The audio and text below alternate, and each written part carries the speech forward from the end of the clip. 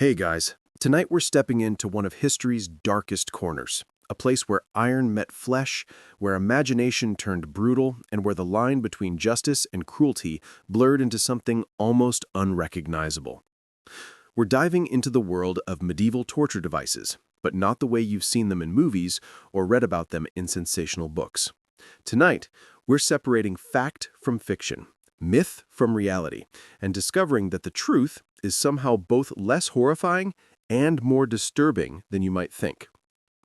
Before you get too comfortable, take a second to like the video and subscribe, but only if you actually enjoy drifting off to the strange, the factual, and the deeply human stories that history has to offer.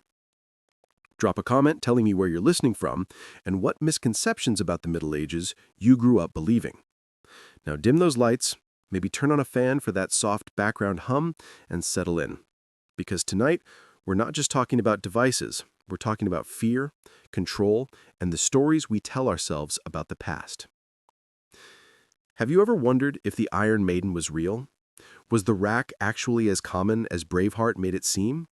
Did medieval people really torture everyone for everything?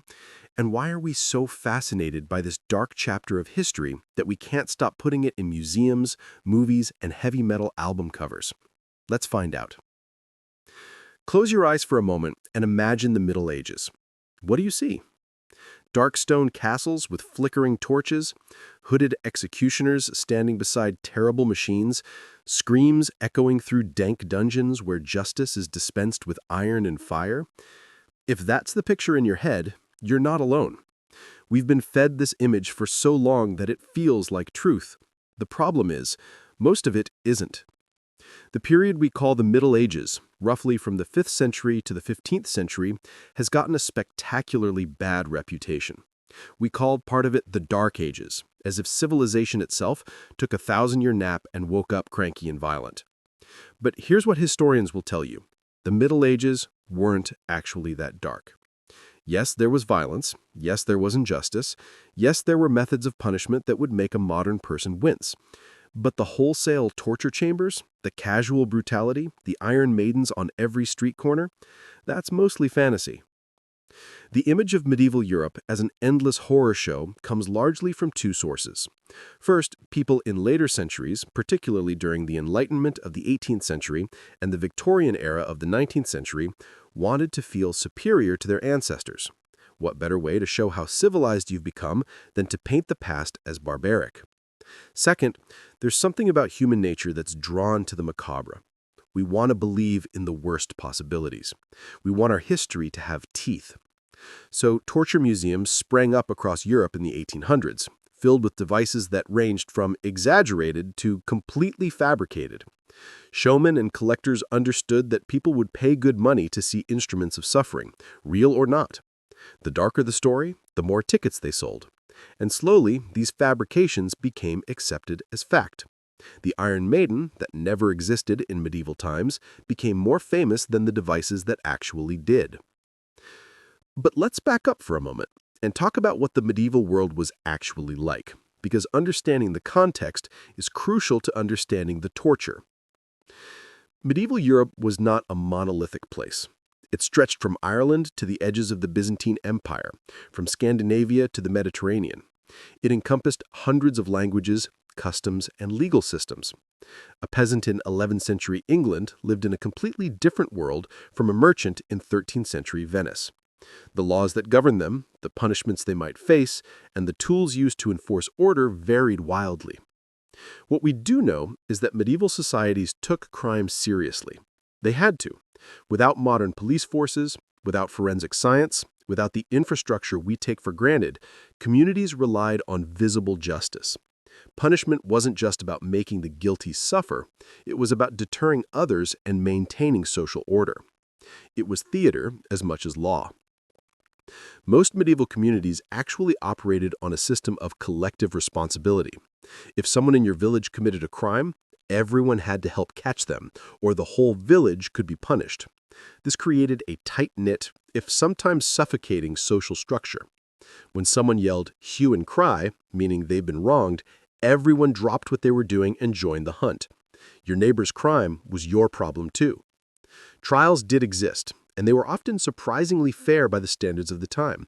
Yes, there was trial by ordeal and trial by combat, methods that seem absurd to us now, but there were also judges and juries. Cases were heard, evidence was presented, and verdicts were reached. It wasn't the legal chaos that popular culture suggests. Capital punishment was reserved for serious crimes, murder, treason, arson. Lesser offenses might get you a fine, public humiliation, or banishment. The medieval version of 3 strikes and you're out was actually quite literal. If you kept breaking the law, they'd eventually just kick you out of town and tell you never to come back. No prison overcrowding, no life sentences, just goodbye. Torture, when it was used, served specific purposes. It wasn't recreational. It was a tool, and like any tool, it had rules around its use. Different regions had different laws about when torture could be applied, who could authorize it, and what limits existed. Some places banned it entirely. Others had strict protocols. The idea that medieval people just tortured everyone willy-nilly is as absurd as thinking modern police can do whatever they want without paperwork. The most infamous period for torture, the one that gave the Middle Ages its dark reputation, wasn't actually medieval at all. It came later, in the early modern period. The Spanish Inquisition, which everyone thinks of as quintessentially medieval, began in 1478, right at the tail end of the Middle Ages. The witch hunts that killed thousands across Europe, most of them happened in the 1500s and 1600s, well into what historians call the early modern period. Queen Elizabeth I of England, who reigned in the late 1500s, was actually more enthusiastic about torture than most medieval monarchs had been. The rack, that famous stretching device, probably wasn't even used in England until the very end of the 1400s. Before that, it simply didn't exist there. All those images of medieval English dungeons filled with racks? Anachronistic. So why do we think of the Middle Ages as the torture era? Because later generations needed a villain. They needed a dark past to contrast with their enlightened present. And because sensational stories sell better than nuanced history. The truth is that most medieval people lived their entire lives without ever seeing a torture device. They worried about harvest yields, about diseases, about whether they could afford to get married or keep their children fed. Torture was something that happened to other people, in other places, usually for crimes that most folks would never commit. But torture did exist. Devices were built, pain was inflicted, and some of what happened was genuinely horrific. The question is, which parts were real? Separating myth from metal, the devices that never were. Let's start with the most famous torture device in history, one so iconic that a heavy metal band named themselves after it, the Iron Maiden. Picture it, a tall iron cabinet shaped roughly like a human body, hinged down the front like a door. The outside might be decorated, sometimes with a crude face, sometimes plain, but the inside, that's where the horror lives.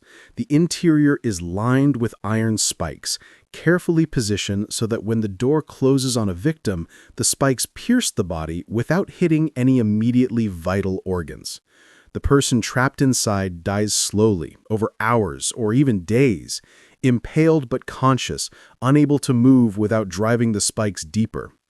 It's a perfect nightmare, a claustrophobic, agonizing death, the ultimate symbol of medieval cruelty. There's just one problem. It never existed. Not in the Middle Ages, anyway. The Iron Maiden is a hoax, a fabrication created hundreds of years after the medieval period ended. The first confirmed mention of such a device doesn't appear until the 18th century, and the famous Iron Maiden of Nuremberg, the one that made the device legendary, was probably constructed around 1800. That's more than 300 years after the Middle Ages ended. Historians have traced the myth back to a German scholar named Johann Philipp Siebenkees, who lived from 1759 to 1796. Siebenkees appears to have either invented or greatly embellished a story about an Iron Maiden being used in Nuremberg in 1515 to execute a coin forger. The problem is, There's no contemporary account of this execution. No records, no witnesses, nothing. The story appears fully formed in Sibencase's writing and nowhere else. But the story was good, and once it began to circulate, it took on a life of its own. The Earl of Shrewsbury purchased a famous Iron Maiden in 1890 from a London dealer. This particular device was displayed at the World's Columbian Exposition in Chicago in 1893, where it drew huge crowds. People lined up to see it, to imagine the suffering it had caused. The fact that it probably never caused any suffering at all was irrelevant. The story was too good. Today, you can find Iron Maidens in museums around the world, sitting in torture chambers next to devices that actually were used. The museums usually don't specify that the Iron Maiden is a later creation. Why would that? It's their biggest draw. The Medieval Crime Museum in Germany has one. Ripley's Believe It or Not acquired one from Robert Ripley himself during a trip to Germany. These devices look authentic because they are authentic, just not authentically medieval. Modern historians are quite clear on this point. The Iron Maiden as we know it is a myth. There's no evidence it was ever used for torture or execution in medieval Europe, but the myth persists because it's too perfect to let go. Next, let's talk about the Pear of Anguish, another device with a questionable past. The Pear of Anguish is smaller, more insidious. It's a metal device shaped roughly like a pear, with segments that can be expanded by turning a screw. According to the lurid stories, a torturer would insert this device into a victim's mouth, vagina, or anus, and then slowly turn the screw, forcing the segments to expand and causing excruciating internal damage. It's a horrifying concept, designed to humiliate and destroy. Like the Iron Maiden, it's become a staple of torture museums and medieval horror stories. And like the Iron Maiden, its history is deeply suspect. The first problem is the device itself. Surviving examples of so-called pairs of anguish contain coiled springs, a technology that suggests they were made during the early modern period, not the Middle Ages. Medieval metalworkers could create sophisticated devices, but the specific construction of these objects point to a later era. The second problem is documentation. There are no medieval records describing the use of such a device. No trial transcripts, no church denunciations, no contemporary accounts. The Pear of Anguish appears in the historical record only after the medieval period had ended, and even then, the descriptions are vague and contradictory. Some historians believe that the devices we now call pairs of anguish were actually something completely different. They might have been tools for adjusting bridles on horses or devices for opening closed objects. Their function was misinterpreted by later collectors who wanted to believe they were torture devices. There's also the practical question. Would such a device actually work as described? Could it cause the kind of damage the stories claim without simply breaking apart? Medical experts who've examined replicas are skeptical. The human body is resilient in some ways and fragile in others. A device like the Pear of Anguish would need to be extraordinarily well engineered to function without simply falling apart or failing to expand properly. It's much more likely to be a fantasy than a functional tool. But again, the story is too good. Museums display pairs of anguish with dramatic labels describing their use. Visitors shudder and move on, convinced they've seen a real instrument of medieval torture. The truth that these might be misidentified horse equipment or complete fabrications doesn't make for good museum copy. The pattern repeats itself across the torture device catalog. The brazen bull, a hollow bronze sculpture that supposedly roasted victims alive while acoustic tubes made their screams sound like bull noises, comes to us from ancient Greek historian Diodorus Siculus, writing 500 years after the events. Was it real? Possibly. Tyrants in the ancient world did terrible things, but the story has been embellished and repeated so many times that separating fact from legend is impossible. The crocodile shears, a device allegedly used on men accused of attempting to assassinate the king, has a name so theatrical that it practically announces itself as meth. According to the stories, this heated device would be clamped onto a man's genitals, burning and mutilating them. The evidence for its actual use? Essentially none. Why do these myths persist? For a few reasons. First, there's the Victorian factor. The Victorians were obsessed with the Middle Ages, but in a peculiar way. They romanticized some aspects, all those paintings of noble knights and fair maidens, while simultaneously needing the era to be barbaric enough to make Victorian society look advanced. This led to a proliferation of fake medieval artifacts, torture devices included. Second, there's the museum economy. Torture museums became popular tourist attractions in the 19th and 20th centuries. They needed inventory. Real medieval torture devices are actually quite rare. Most were destroyed, lost, or simply never existed in large numbers to begin with. So museums padded their collections with replicas, theatrical props, and outright inventions. Once a device is in a museum, it gains legitimacy. People assume that if it's on display, it must be real. Third, there's our own. The rack is perhaps the most famous genuine torture device in history, and with good reason. Unlike the Iron Maiden, the rack has a clear historical pedigree.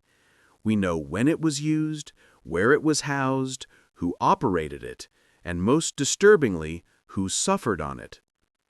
The rack's reputation is not built on Victorian fantasy. It's built on documented agony. The basic design is deceptively simple. Imagine a large wooden frame, roughly the size and shape of a door, laid flat. At one end, there's a fixed crossbar for the victim's ankles.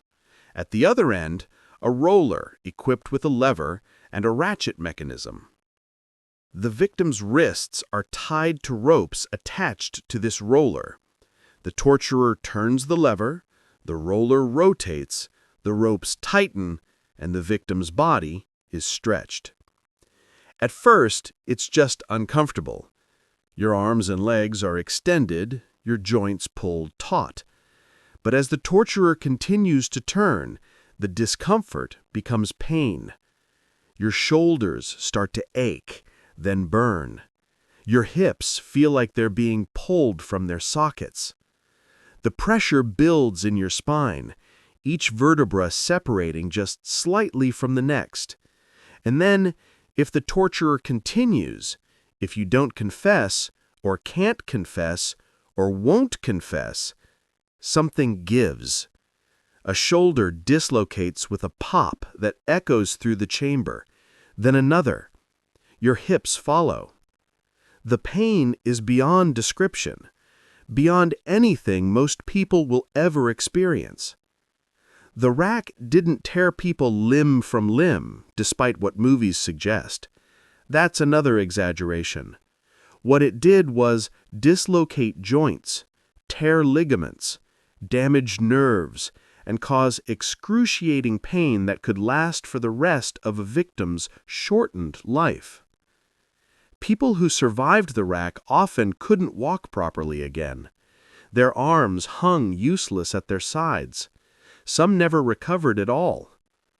In England, the rack had a nickname.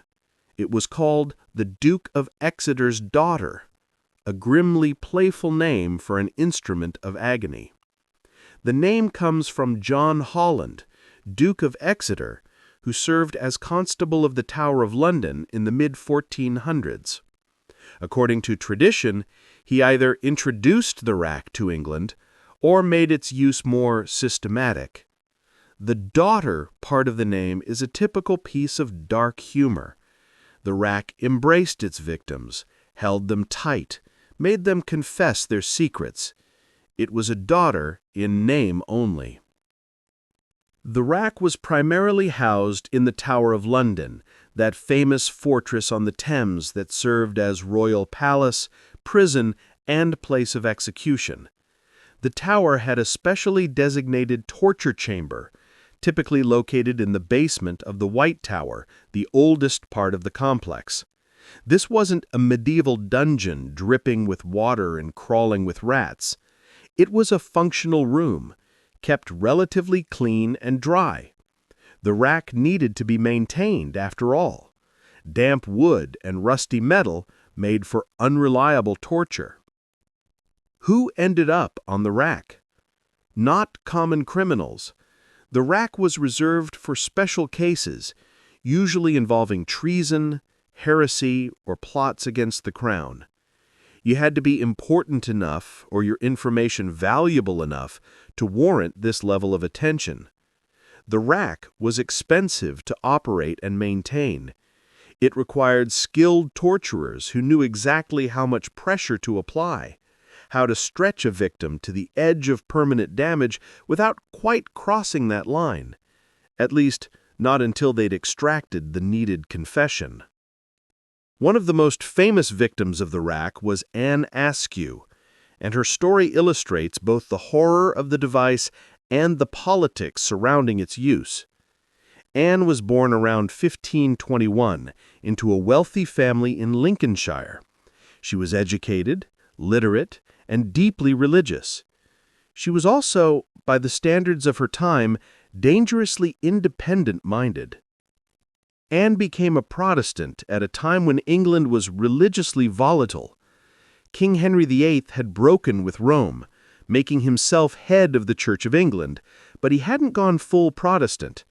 He wanted a middle way, keeping many Catholic practices while rejecting papal authority. Anne's husband, Thomas Kyme, was a traditional Catholic. The marriage was unhappy. Anne left him, an extraordinarily bold move for a woman in the 1540s, and went to London, where she began preaching. Yes, preaching. A woman, in public, explaining Scripture and challenging Catholic doctrine. This was not just unusual, it was illegal. Women weren't supposed to teach theology. But Anne did it anyway, gathering crowds, making converts, and attracting the attention of powerful people, both supporters and enemies. She was arrested multiple times. Each time she defended herself with sharp intelligence, using her knowledge of Scripture and law to evade the worst charges. She had friends at court, possibly even among Queen Catherine Parr's circle. Catherine Parr, Henry's sixth and final wife, was herself sympathetic to Protestant ideas, and there was speculation that Anne might have ties to the Queen's household. This made Anne extremely dangerous to Catholic conservatives at court.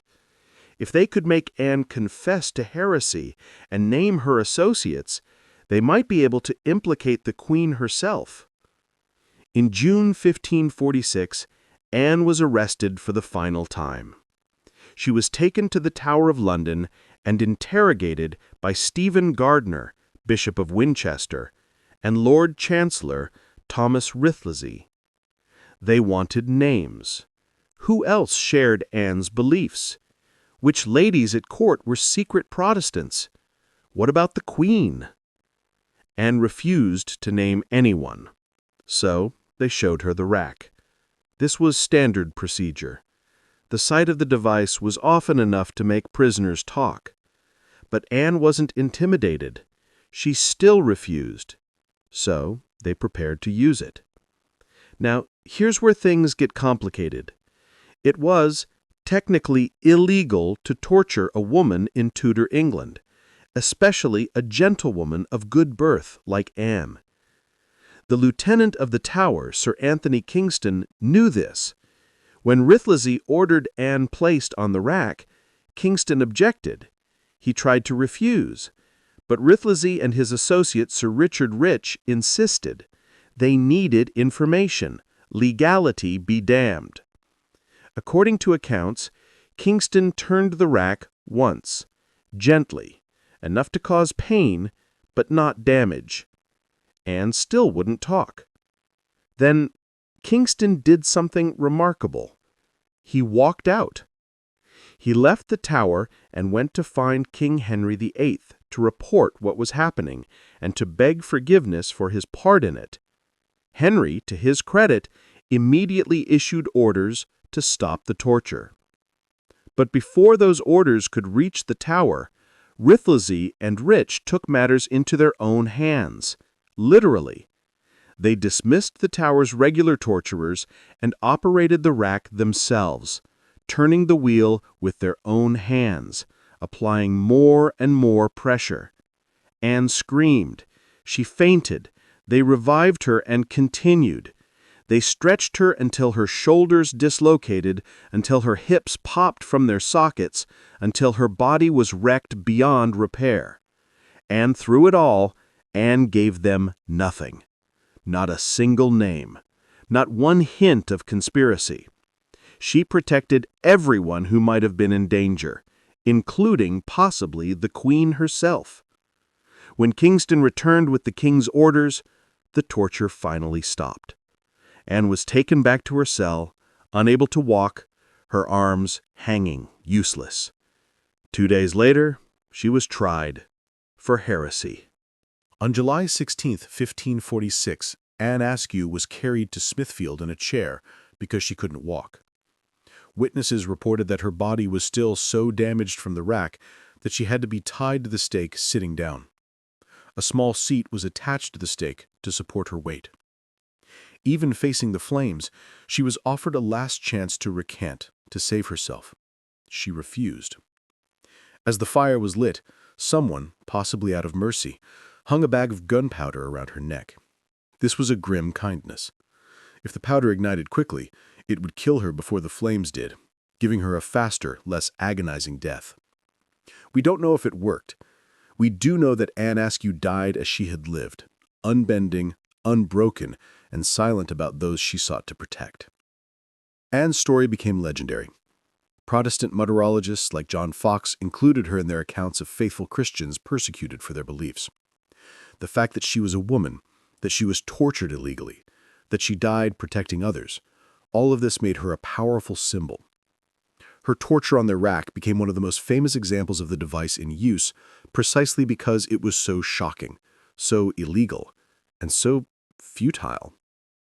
Another famous prisoner who may have experienced the rack was Guy Fawkes, though his case is less certain. Fawkes, of course, is the man behind the gunpowder plot of 1605, the Catholic conspiracy to blow up Parliament in King James I. When the plot was discovered and Fawkes was captured, he was taken to the Tower. King James personally authorized his torture, writing instructions that Fawkes should be put to the rack to extract the names of his co-conspirators. The evidence that Fawkes was actually racked comes primarily from his signatures. Before his torture, Fawkes' signature was clear and strong. After his time in the Tower, his signature is barely recognizable, a shaky, unsteady scrawl. Something clearly happened to his hands and arms. Whether it was the rack specifically, or another form of torture, possibly hanging by manacles, is debated. But the Tower had a rack. The king authorized torture, and Fawkes' handwriting changed dramatically. It's likely he experienced the Duke of Exeter's daughter firsthand. The rack wasn't unique to England. Variations existed across Europe, each with local modifications. In France, they had the échelle, which combined stretching with other torments.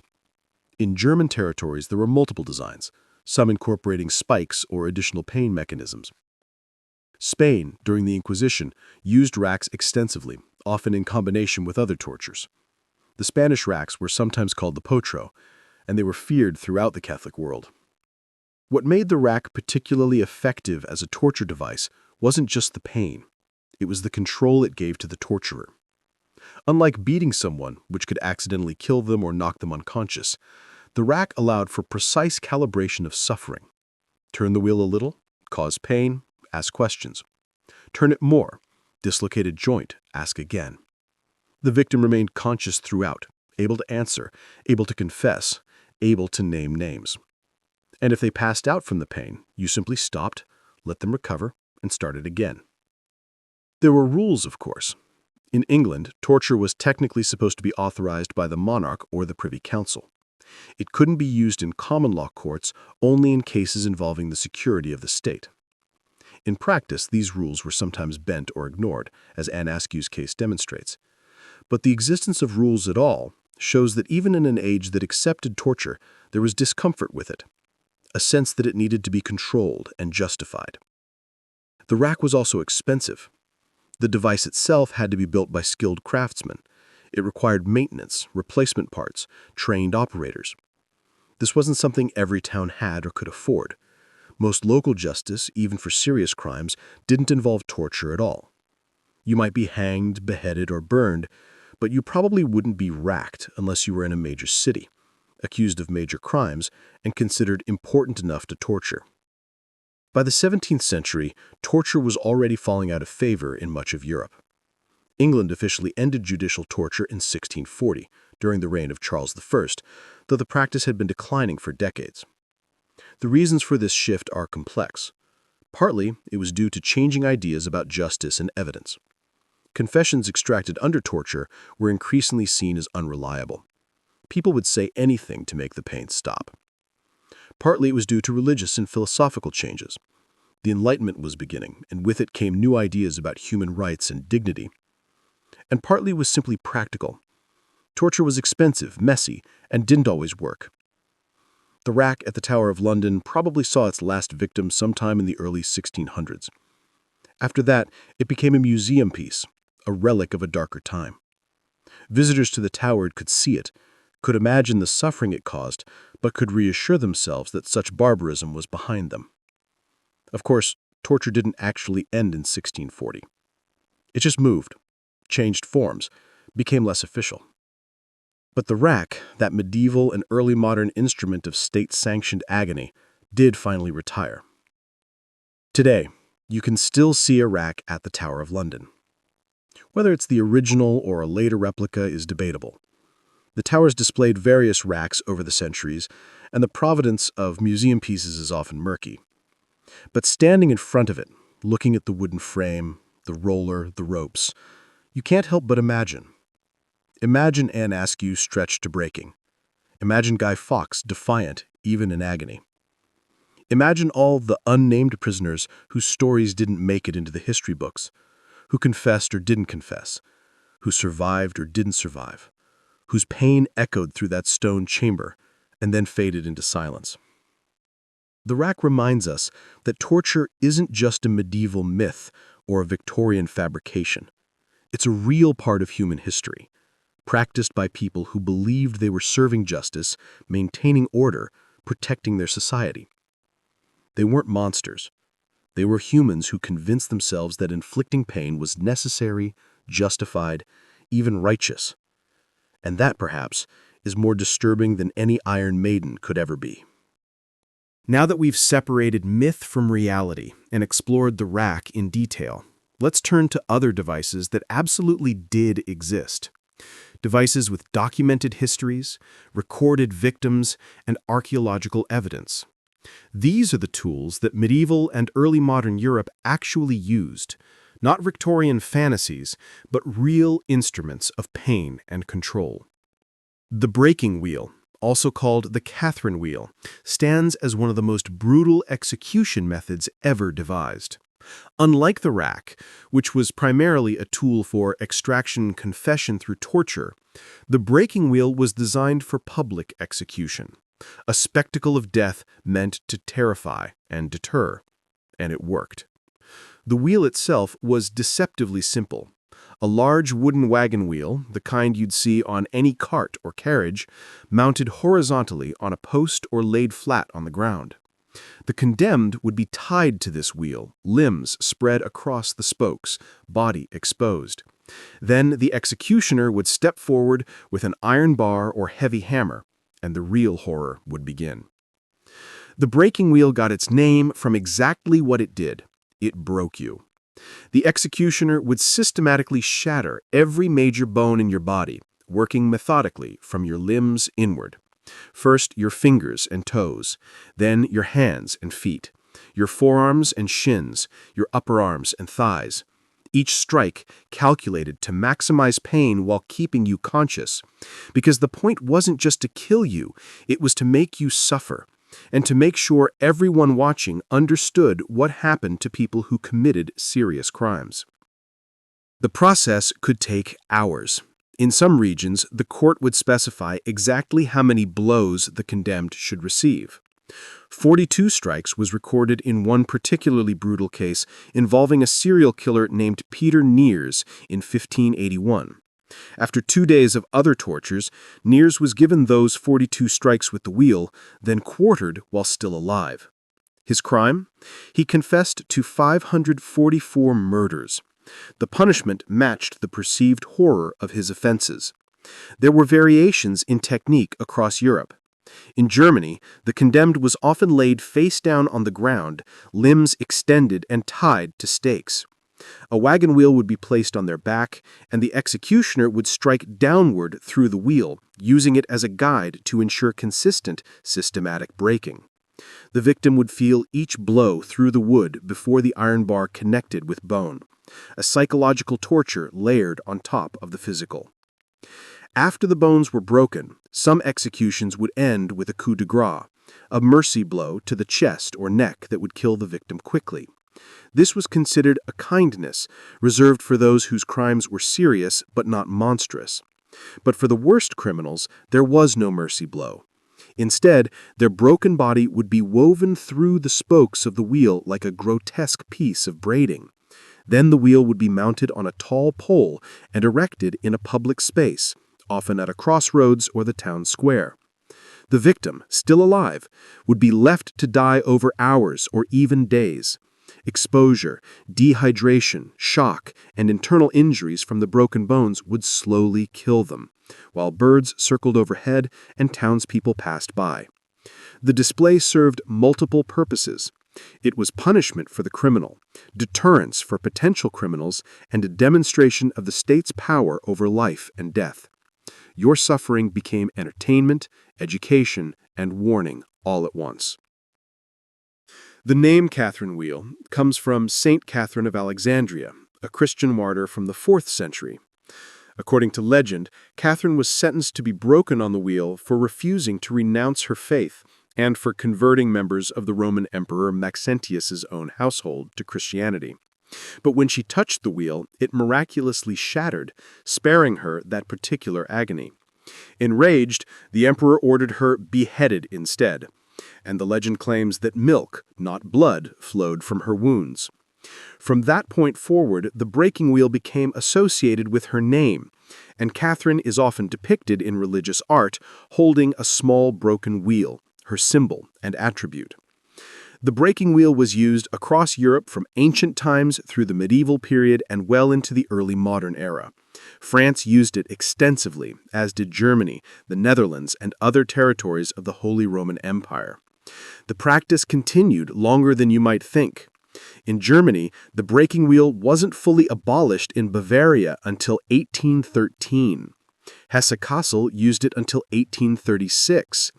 The last recorded execution by breaking wheel in Germany took place in 1841, when Rudolf Kunapfel was broken on the wheel, though Prussia by that time had adopted the practice of strangling the condemned with a small cord before breaking their limbs, a mercy that defeated the original brutal purpose. One of the most documented cases of the breaking wheel involves Robert Francois Damiens, who in 1757 attempted to assassinate King Louis XV of France.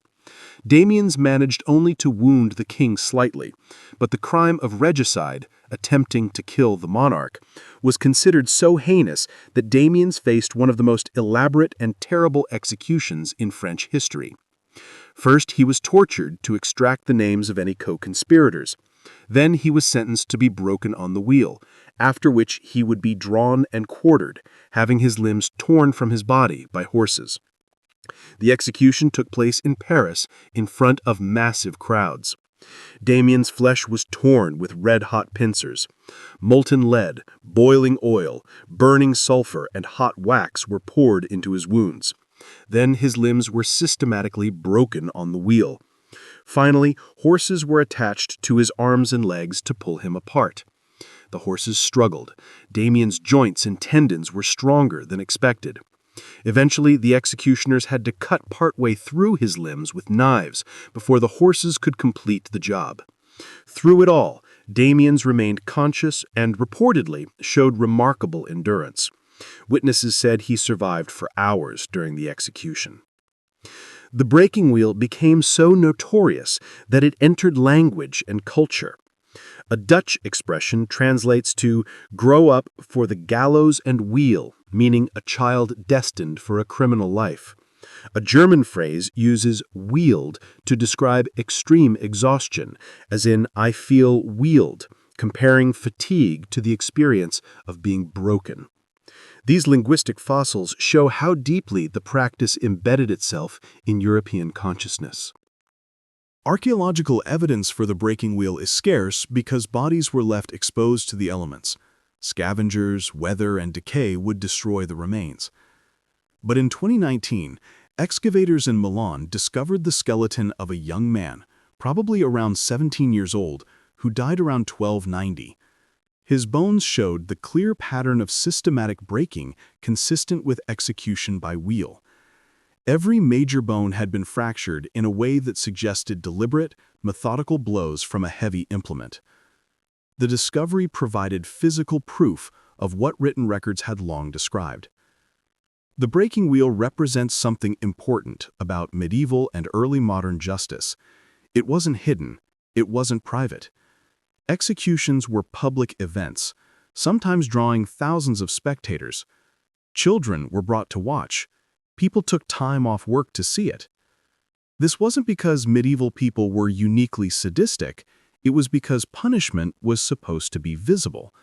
In a world without mass media, without photographs or video, without ways to spread news quickly, public execution was how society communicated its rules and the consequences of breaking them. Fear was a tool of social control, and the breaking wheel was fear made manifest. But by the late 18th century, attitudes began to shift. The Enlightenment brought new ideas about human dignity, about the role of punishment, and about whether the state should inflict suffering beyond simple death. The breaking wheel came to be seen as barbaric, a relic of a less civilized time.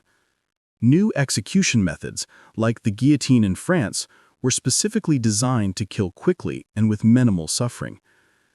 The idea that execution should be about ending life rather than prolonging agony represented a fundamental change in how societies thought about justice.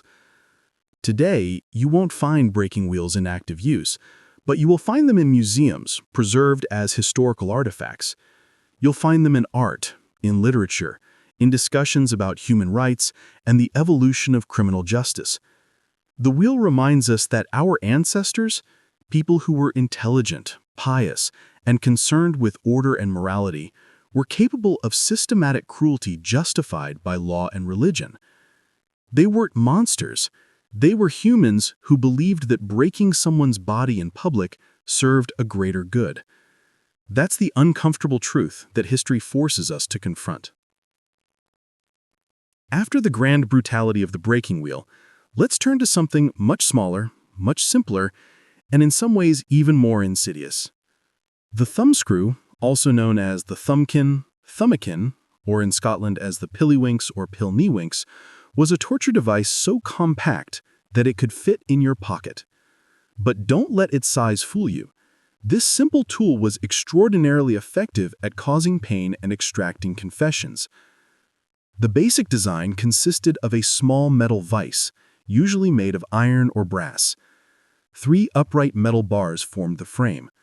Between these bars, 2 flat metal plates were positioned, one fixed at the bottom and one movable, connected by a screw mechanism. To use the thumbscrew, the torturer would place the victim's thumbs, or sometimes fingers or toes, between the 2 plates. Then they would turn the screw, slowly bringing the upper plate down, applying increasing pressure to the digits trapped between them. At first, it would just be uncomfortable, a squeezing sensation, pressure building in your thumbs. But as the torturer continued to turn the screw, the discomfort would become pain, sharp, focused, impossible to ignore. The pressure would increase until your thumbs were being crushed, the bones grinding together, the flesh compressed, the nails pressing into the quick. If the screw continued to tighten, bones would fracture, then shatter. The crushing bars were sometimes lined with sharp metal points or studs that would puncture through the skin and nail beds, intensifying the agony. The genius of the thumbscrew, from a torturer's perspective, was its precision and control. Unlike beating someone, which could render them unconscious or cause unpredictable injuries, the thumbscrew allowed for exact calibration of pain. Turn the screw a little, cause discomfort, ask your questions. Turn it more, cause agony, ask again. If the victim passed out from the pain, you simply stopped, let them recover, and continued.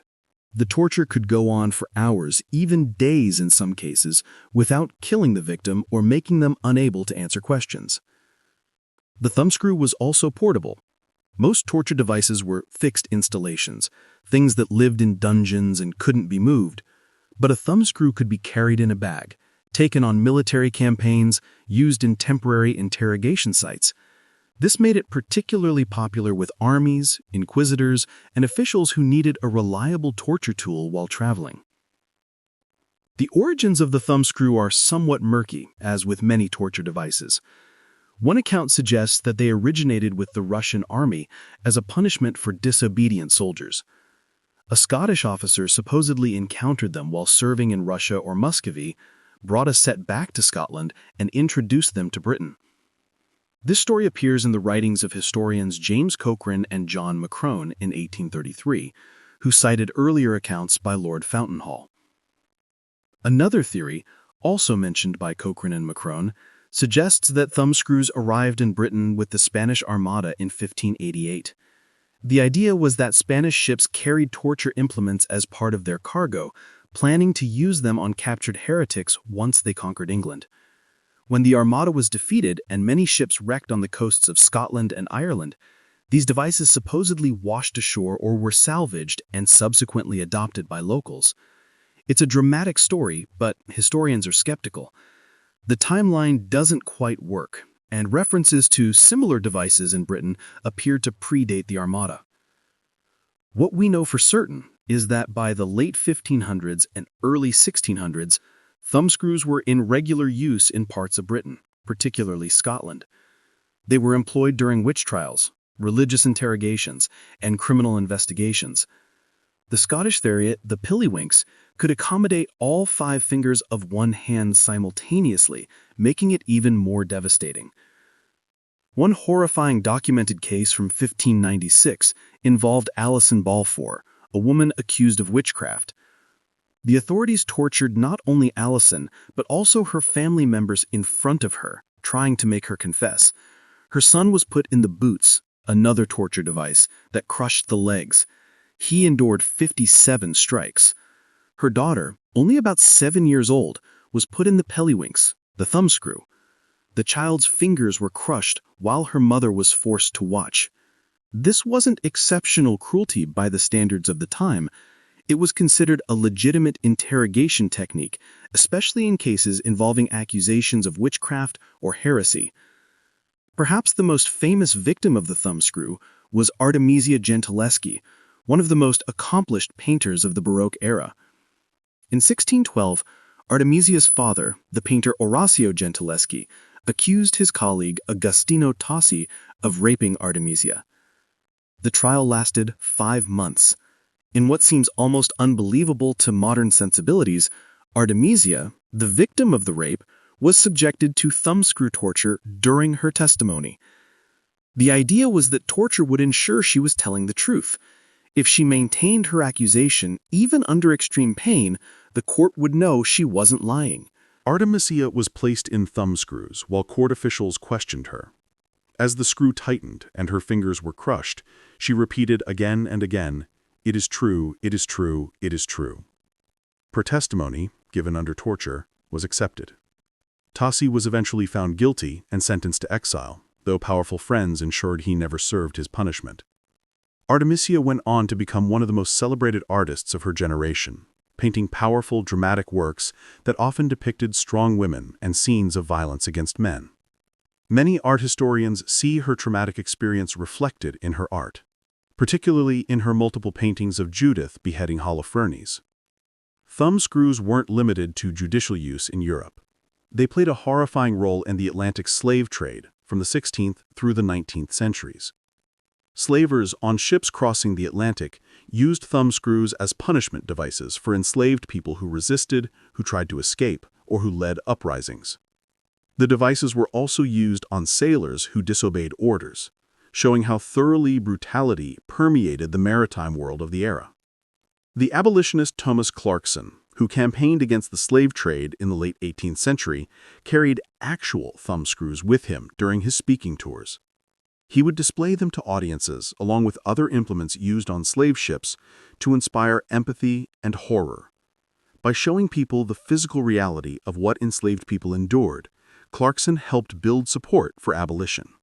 The thumbscrews he displayed are now housed in museums, tangible evidence of the slave trade's brutality.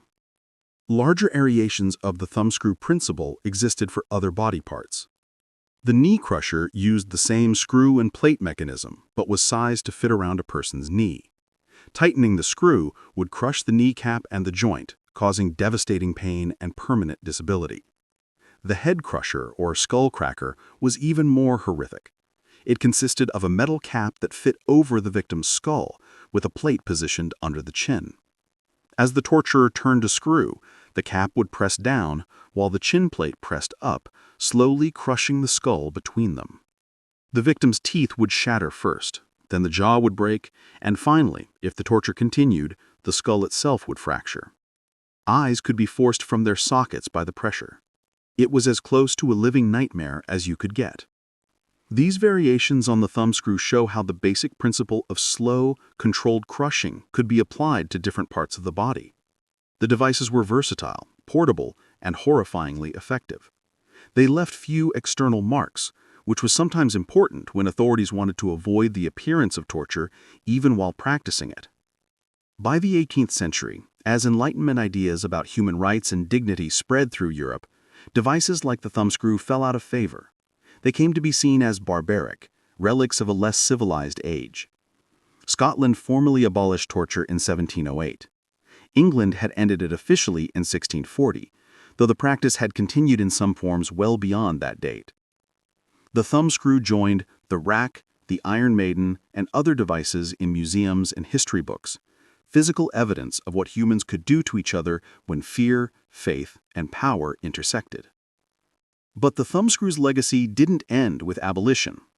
The term putting the thumbscrews on someone entered English as a metaphor for applying pressure, for forcing someone to do something against their will. We still use variations of that expression today, usually without thinking about the literal device that inspired it. Language preserves history, even when we'd rather forget it. If the breaking wheel was public spectacle, and the thumbscrew was portable precision, the Judas cradle was something else entirely. It was intimate, sexual, and designed to attack not just the body, but the victim's sense of self and dignity. It's also one of the devices where historical documentation becomes thinner, where we need to be careful about separating fact from later embellishment. The Judas cradle, also known as the Judas chair, consisted of a pyramid-shaped seat, typically made of wood or metal, with a sharp, pointed tip at the apex.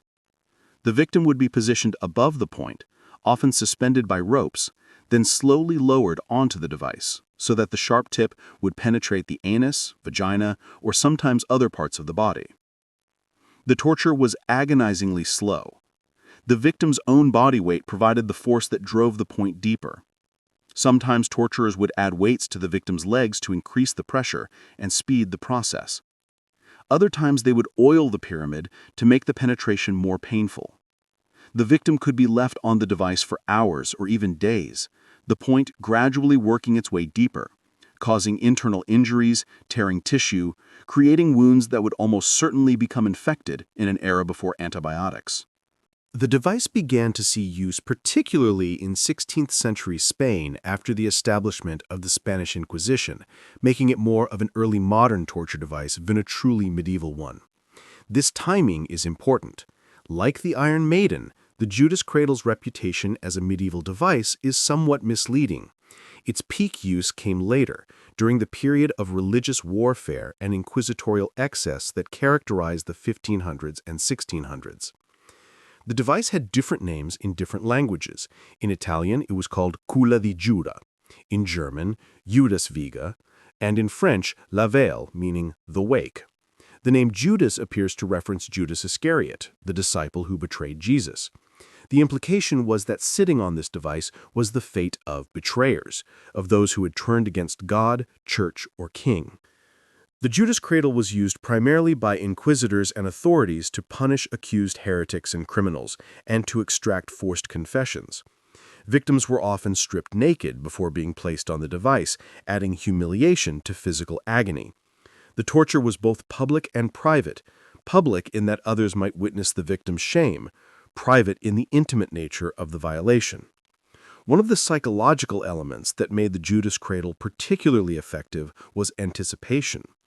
Victims would be shown the device before the torture began. They would understand exactly what was about to happen to them. The slow descent onto the point, controlled by the torturers, meant that the victim experienced every moment of increasing pain, knowing it would only get worse. There was no sudden shock, no merciful unconsciousness, just gradual, escalating agony.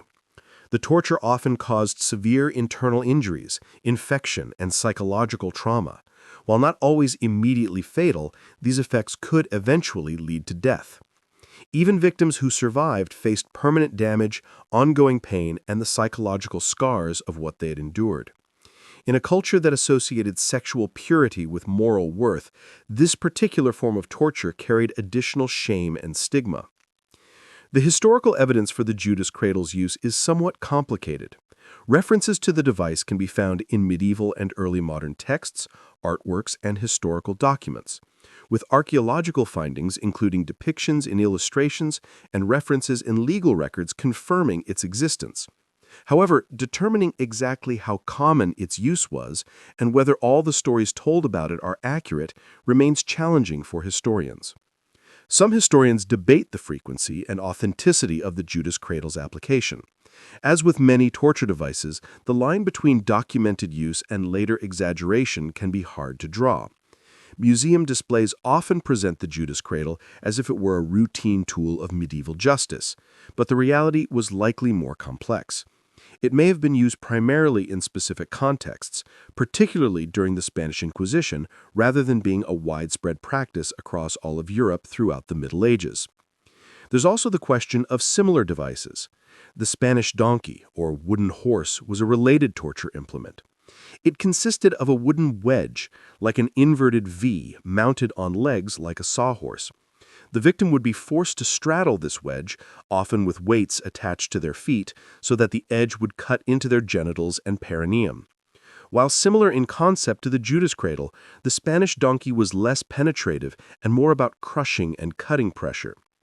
In Prussia, a device simply known as the horse was used specifically to discipline wayward soldiers, designed to cause damage to the genitals. This shows how various cultures develop their own variations on the same basic idea, using genital torture as punishment and deterrent. What makes devices like the Judas cradle particularly disturbing to modern sensibilities is their sexual nature. They weaponized violation, turning something intimate into an instrument of state power. This wasn't just about causing pain, it was about domination, about destroying a person's sense of bodily autonomy and dignity. It's no coincidence that such devices were often used on people accused of sexual sins or deviations, like sodomy or adultery, the punishment mirroring the alleged crime. The Judas cradle reminds us that torture often had a moral and theatrical dimension beyond just simple information extraction. It was about punishment that fit the crime, at least in the torturer's mind. It was about public demonstration of what happened to people who broke social, religious, or political rules. And it was about reinforcing hierarchies of power, showing who had control over whose body. Today, replicas of the Judas cradle appear in torture museums around the world, often with dramatic lighting and carefully worded placards describing their use. Visitors look at them with a mixture of horror and fascination. But we should approach these displays with some skepticism. How much of what we're seeing is historical fact? How much is later fabrication or exaggeration? And how the way we display these devices, turning torture into entertainment, reflects on our own society. The truth is probably somewhere in the middle. The Judas cradle likely existed and was used particularly during the Spanish Inquisition and in certain other contexts, but it probably wasn't as common or as widespread as popular culture suggests. Like many torture devices, its reputation has grown larger than its actual historical footprint. While the rack stretched victims apart, another device in the Tower of London did precisely the opposite. The scavenger's daughter, also known as Skevington's daughter or Skevington's gyves, compressed the body into an agonizing crouch that could force blood from the nose, ears, and sometimes even the hands and feet. If the rack was about expansion and dislocation, the scavenger's daughter was about compression and crushing. The device was invented during the reign of Henry VIII by Sir Leonard Skevington, who served as Lieutenant of the Tower of London around 1540. Skevington's name became corrupted over time, transforming through folk etymology from Skevington to scavenger, giving the device its more common name. It was also called the stork in Italian, the schivona, or the Spanish A-frame, showing how the concept spread across Europe with local variations. The basic design consisted of a metal frame shaped like a capital letter A. The victim's head would be strapped to the top point of the A, their hands secured at the midpoint where the two legs of the A met, and their legs fastened to the lower spread ends. Then came the horror. The frame was hinged, allowing it to fold. The executioner would swing the top part downward while forcing the knees upward, compressing the victim's body into an extreme sitting or fetal position. Imagine being forced into the tightest crouch possible, then having that position made tighter still. Your spine curves unnaturally. Your rib cage compresses, making breathing difficult. Your internal organs are crushed together. The pressure builds and builds until something has to give. Blood vessels rupture. Blood begins to flow from your nose and ears as the pressure forces it out through any available opening. In extreme cases, blood would even seep from under the fingernails and toenails. The scavenger's daughter was conceived as the perfect complement to the rack. Where the rack stretched you until your joints dislocated, the scavenger's daughter compressed you until your ribs cracked and your spine bent. Together, they represented the full range of mechanical torture: tension and compression, expansion and contraction. The Tower of London had both devices, giving torturers a choice depending on the prisoner and the information they wanted to extract.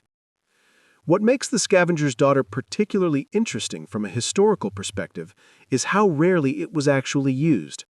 Unlike the rack, which appears regularly in Tower records, the scavenger's daughter is only mentioned briefly in documents. This suggests it was probably employed sparingly, possibly because it was too effective at rendering victims unconscious or dead before they could confess. Torture, remember, was supposed to extract information. A dead prisoner couldn't name their co-conspirators. The best documented victim of the scavenger's daughter was an Irishman named Thomas Meagh, who was charged with being in contact with Irish rebels in 1581. After enduring the device, Meagh carved a message on the wall of the Beauchamp Tower in the Tower of London, a message you can still see today if you visit. It reads, "By tortures strange my truth was tried, yet of my liberty denied." 1581, Thomas Meagh. The spelling is period appropriate, and the sentiment is heartbreaking. Even after torture proved his truth, or perhaps forced a false confession, he was still denied his freedom. Another documented victim was Thomas Cottam, an English Catholic priest from Lancashire. During the reign of Elizabeth I, when Catholic worship was outlawed in England and priests were hunted as traitors, Cottam was arrested, imprisoned in the Tower, and subjected to the scavenger's daughter before his execution in 1582. The fact that a priest, someone whose profession involved compassion and care for souls, would be crushed in a metal frame shows how thoroughly religious divisions had poisoned English society. On December 10, 1580, another priest, Luke Kirby, was subjected to the device. These cases reveal a pattern. The scavenger's daughter seems to have been used primarily on Catholics during Elizabeth's reign, part of the broader persecution of recusants, people who refused to attend Protestant services. The device became a tool of religious conformity, a way to literally crush heresy out of the body. There's some debate among historians about whether Anne Askew, the Protestant martyr we discussed earlier in connection with the rack, might have also experienced the scavenger's daughter. Some accounts suggest she endured both devices, though the primary sources emphasize the rack as the main instrument of her torture. It's possible that the scavenger's daughter was used supplementally, or that later writers conflated different torture methods in their retellings of her story. The physical mechanics of the scavenger's daughter were brutal, but simple. The iron frame, surviving examples of which are about 3 feet long and weigh around 11 pounds, used the principle of leverage to generate enormous compressive force. The torturer didn't need to be particularly strong. The device itself did the work, using the victim's own body weight and the mechanical advantage of the hinged frame to create crushing pressure. Victims would feel the compression in stages. First, discomfort as the position became cramped, then pain as muscles strained and breathing became labored, then agony as ribs began to crack, as internal organs were squeezed, as blood pressure built to unbearable levels. The torture could last for an hour or more, depending on the victim's endurance and the torturer's patience. Some victims would pass out from lack of oxygen, others from the sheer intensity of the pain. The aftermath of the scavenger's daughter was often permanent damage.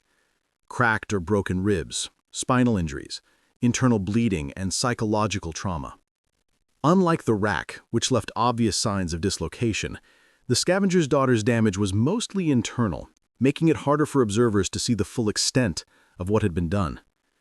This internal nature of the injuries might have been considered advantageous by authorities who wanted to avoid the appearance of excessive brutality while still inflicting terrible suffering.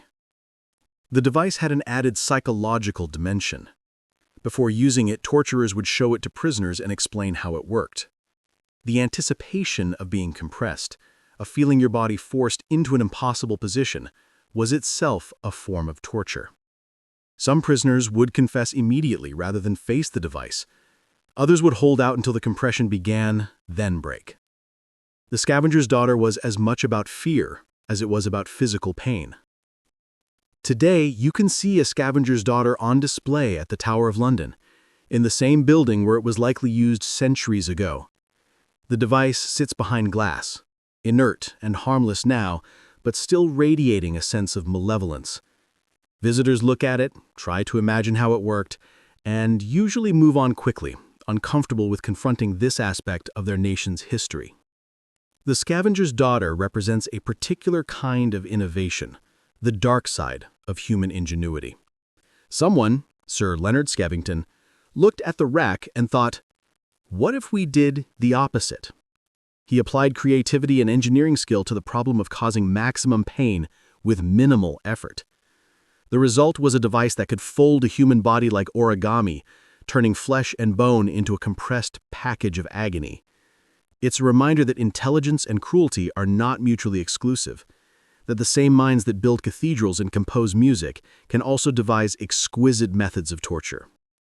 Now we need to talk about the elephant in the torture chamber, the institution that gave medieval and early modern torture much of its structure, justification, and terrible efficiency: the Inquisition. When most people hear that word, they think of the Spanish Inquisition, which we'll get to. But the story begins earlier, with the Catholic Church's systematic attempt to root out heresy throughout Europe. On May 15, 1252, Pope Innocent IV issued a papal bull called Ad Extirpandum. The title translates roughly as "to eradicate," and that tells you everything you need to know about its purpose. This document, consisting of 38 detailed laws, officially authorized the use of torture by inquisitors for interrogating suspected heretics. It was one of the most consequential documents in the history of justice, or rather, injustice.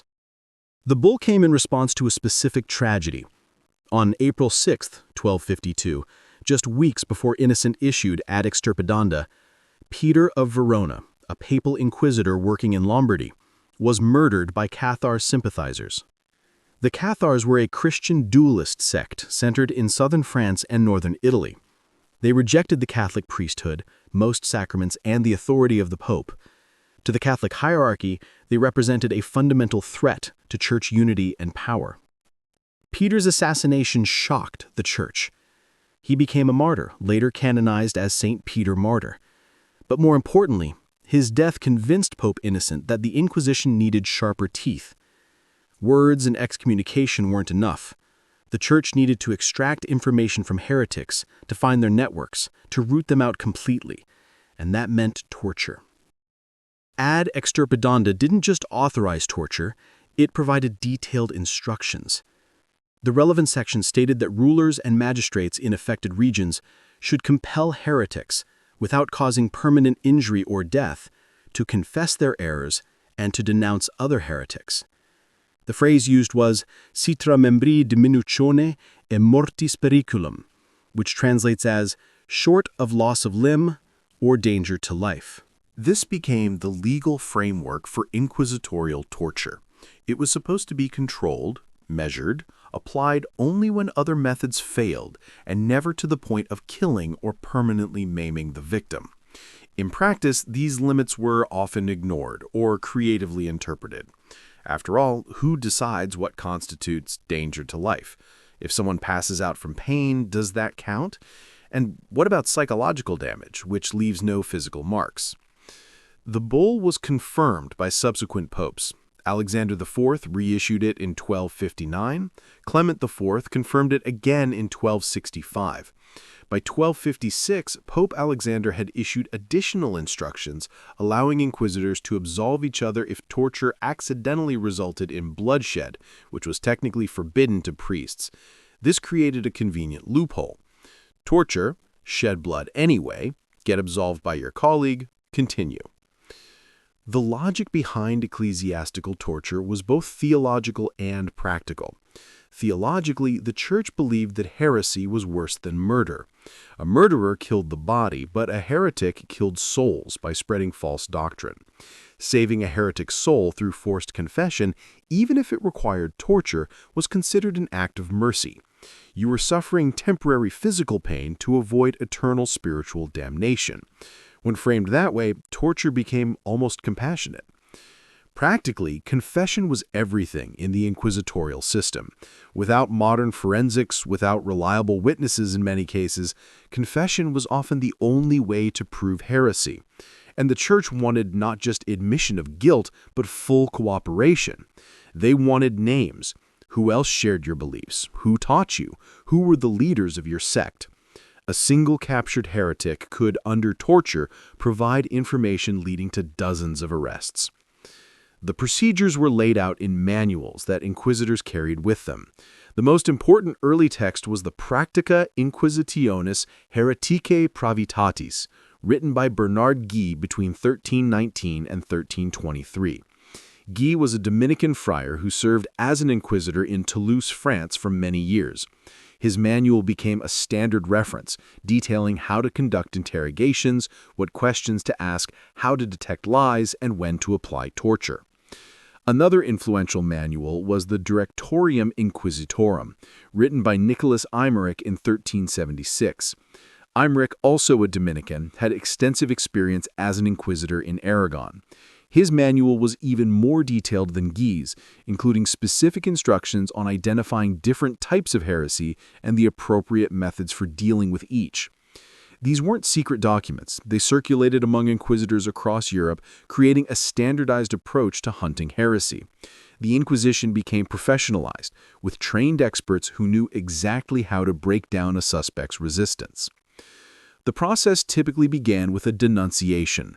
Someone, a neighbor, a business rival, an angry relative, would accuse you of heresy. The accusation could be based on almost anything. You said something skeptical about the Eucharist. You didn't attend Mass regularly. You associated with known heretics. You owned books in languages other than Latin. Once denounced, you'd receive a summons to appear before the Inquisitor. Some regions offered grace periods, times when suspected heretics could voluntarily confess and receive relatively light punishment, usually public penance or pilgrimage. This encouraged people to turn themselves in before being formally accused.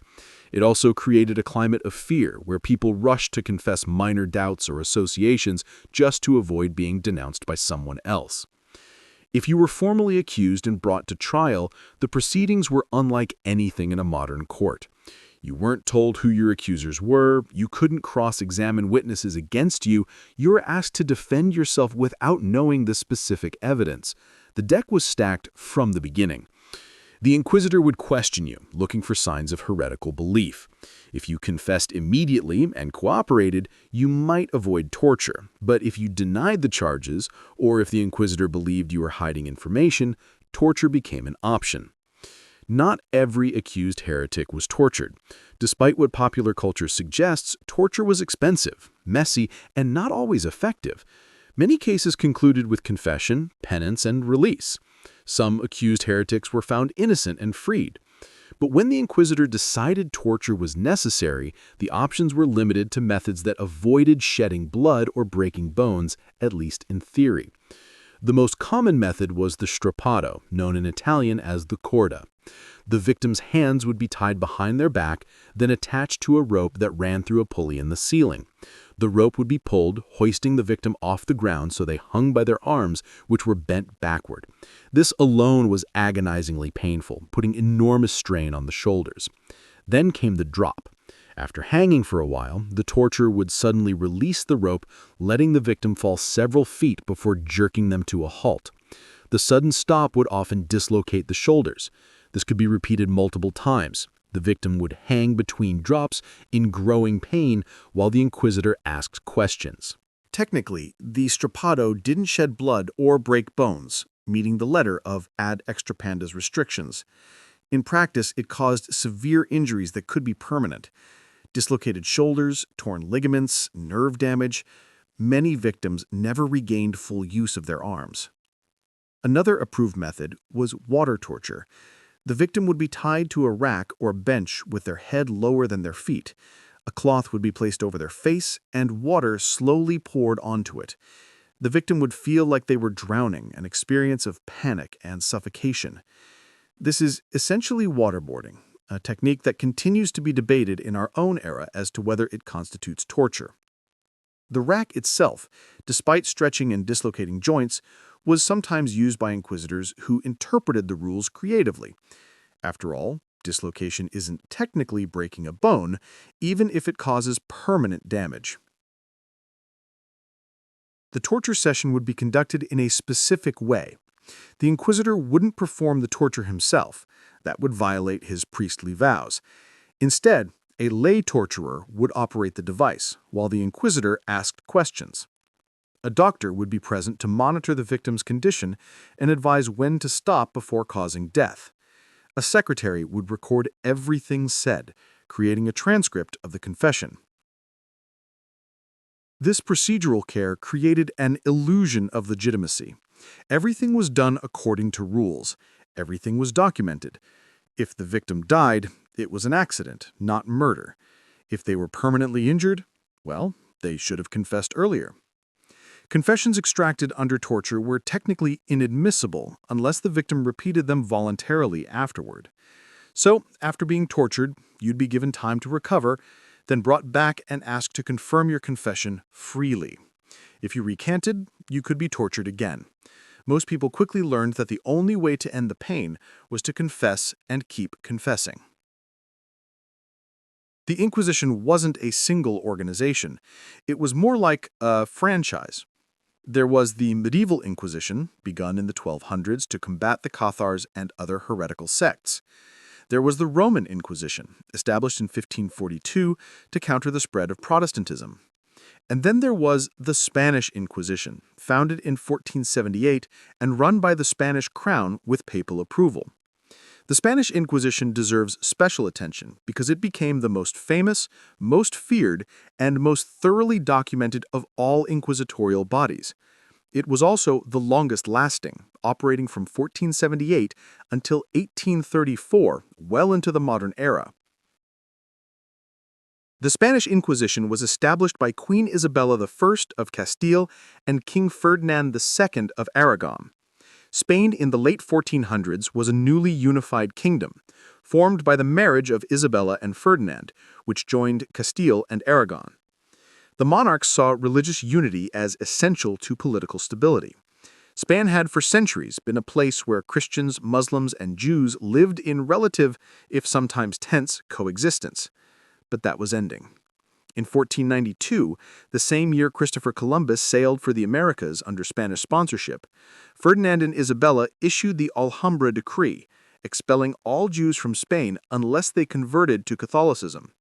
Tens of thousands left, tens of thousands more converted, becoming conversos. But the Crown and Church remained suspicious that these converts were secretly practicing Judaism.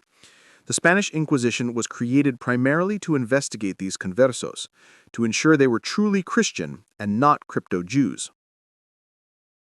In 1483, a Dominican friar named Tomás de Torquemada was appointed Grand Inquisitor of Spain.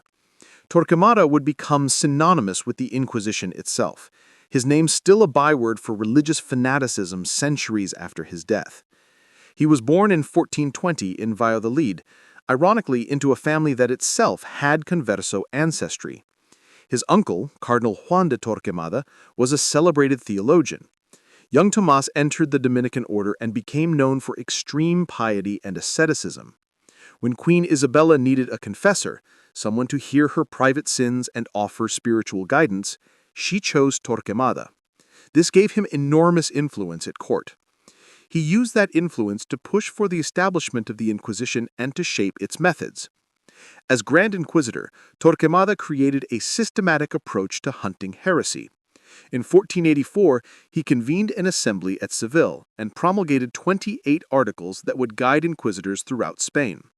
These articles detailed how to conduct investigations, how to question suspects, when torture was permitted, and what punishments should be applied.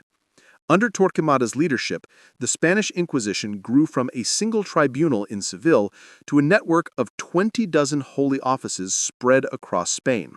The numbers are disputed by historians, but the most conservative estimates suggest that during Torquemada's tenure as Grand Inquisitor, approximately 2,000 people were executed, and at least 100,000 people were imprisoned. Other historians put the death toll higher, but even 2,000 executions over 15 years is horrifying. That's one person every 3 days on average, burned alive for their religious beliefs or alleged beliefs. The process began with denunciation. The Inquisition would arrive in a town and proclaim a period of grace, usually 30 days, during which people could voluntarily confess to heretical thoughts or actions and receive relatively light punishment. This served two purposes. It identified potential informants who would confess minor heresies to avoid being accused of major ones, and it created an atmosphere of paranoia where neighbors denounced neighbors, sometimes out of genuine religious concern, sometimes out of personal grudges, sometimes to deflect suspicion from themselves. After the grace period, the real work began. Signs that someone might be a crypto-Jew included having no chimney smoke on Saturdays, buying many vegetables before Passover, or purchasing meat from a converted butcher. These trivial domestic details could get you arrested. Inquisitors collected accusations from neighbors, servants, business rivals. The accused wasn't told who their accusers were. They couldn't face their witnesses or cross-examine evidence. They were presumed guilty and required to prove their innocence, an almost impossible task. If the inquisitors decided you weren't cooperating, or if they suspected you were hiding information, torture was authorized. The Toledo court tortured approximately 33.3% of those tried for Protestant heresy between 1575 and 1610. Some tribunals had even higher rates. The approved methods included the garrucha or strappado, which we've already discussed. Water torture, known as the toca, involved forcing a long cloth down the victim's throat and then drenching it with water, causing choking and a sensation of drowning. The cloth would be pulled violently from the throat, causing additional agony. The potro, a variant of the rack, stretched the victim while sharp cords cut into their flesh. Torture sessions typically had a physician present to certify the prisoner's health before torture began, though harm still frequently occurred. The physician was there to ensure you didn't die during the session, which would waste a potential confession.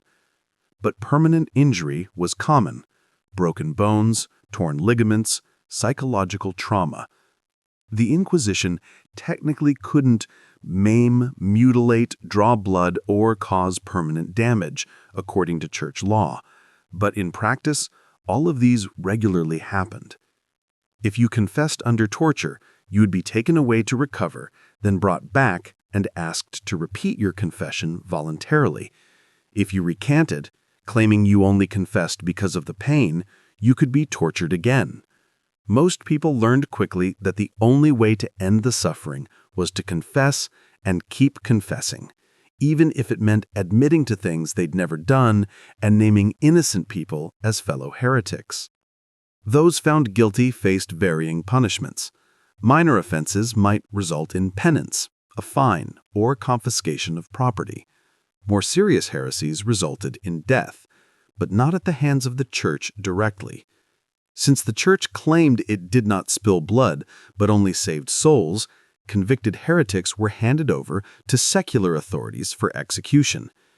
This legal fiction allowed the Inquisition to maintain that it didn't kill anyone. The civil government did that. The church merely identified heretics and tried to save their souls. Executions took place during ceremonies called autos de fe, acts of faith. These were elaborate public spectacles. The condemned would be paraded through the streets wearing sanbenitos, special tunics that marked them as heretics. Each tunic's design indicated the person's specific crime and fate. Those who had confessed and repented wore yellow tunics with crosses. Those who refused to repent wore tunics decorated with flames and demons, signifying their impending death. The auto de fe itself was a religious ceremony featuring masses, sermons, and the reading of sentences. Thousands would attend. The first auto de fe was held in 1481, and autos continued until 1731, when an elderly woman was burned for allegedly being influenced by the devil and laying eggs with prophecies written on them. That's right, the Inquisition was still burning people for witchcraft accusations well into the 18th century, long after the Age of Enlightenment had begun. Those sentenced to death were turned over to civil authorities and taken to the burning place, often outside the city walls. If they recanted at the last moment, they were sometimes shown mercy by being strangled before being burned. Those who refused to repent were burned alive. The execution method was always fire, never hanging or beheading, based on a scriptural interpretation that heresy was spiritual corruption and fire purified. Torquemada personally oversaw or approved thousands of these cases during his 15 years as Grand Inquisitor. In 1494, Pope Alexander VI appointed Torquemada 4 assistant inquisitors, officially due to Torquemada's failing health, though many historians believe the numerous complaints reaching the Pope about Torquemada's relentless zeal may have been the true cause. Even the Pope thought Torquemada was going too far. But the Spanish crown supported him. Torquemada retired to the monastery of St. Thomas Aquinas in Avila in 1494 and died there on September 16, 1498. He had transformed the Spanish Inquisition from a royal commission into a permanent institution that would outlive him by more than 3 centuries. One of the darkest chapters in Torquemada's career was the fabrication of the Holy Child of La Guardia case in 1490. The Inquisition accused several Jews and conversos of kidnapping a 7-year-old boy and cutting out his heart in magical rites designed to overthrow Christian Spain. But no body was ever found.